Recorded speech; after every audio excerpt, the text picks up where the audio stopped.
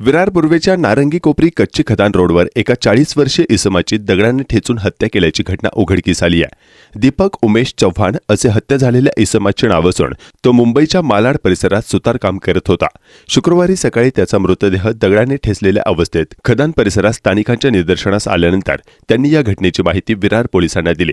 पोलिसांनी घटनास्थळी धाव घेत पाहणी केली असता अज्ञात आरोपींनी मयत इसमाच्या डोक्यावर आणि चेहऱ्यावर दगडाने प्रहार केल्याचे निदर्शनास आले।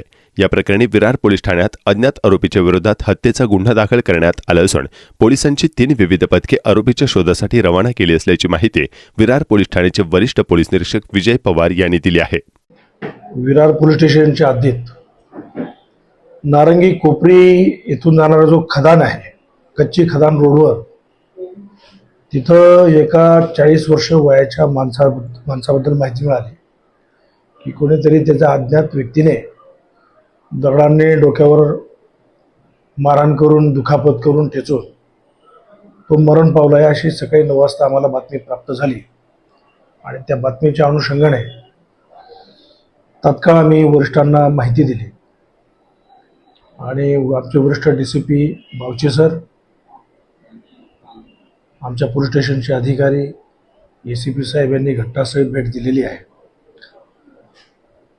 सदर जो मयत आहे त्याची ओळख पटवण्यात आलेली आहे।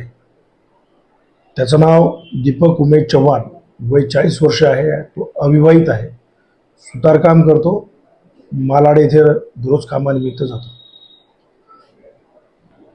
तर ते खदाने जवळून जाणारा जो रस्ता आहे, रात्री कोणीतरी अज्ञात इसमाने कोणत्या तरी कारणावरून दगडांच्या साह्याने त्याच्या डोक्यावर मारहाण करून गंभीर दुखापत केली।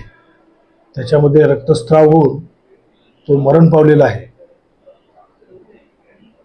विरार पोलीस स्टेशनला अज्ञात आरोपिताविरुद्ध गुन्हा दाखल करण्याचं काम सुरू आहे। DCP बावचे सरांच्या मार्गदर्शनाखाली आम्ही 3 पथक तयार केलेली आहे। अज्ञात आरोपिताचा शोध घेऊन लवकरात लवकर गुन्हा उघडकीस आणणार आहोत आणि आरोपींना पुढील कायदेशीर कारवाई करत आहोत। मयत हा कुठे राहणार आहे?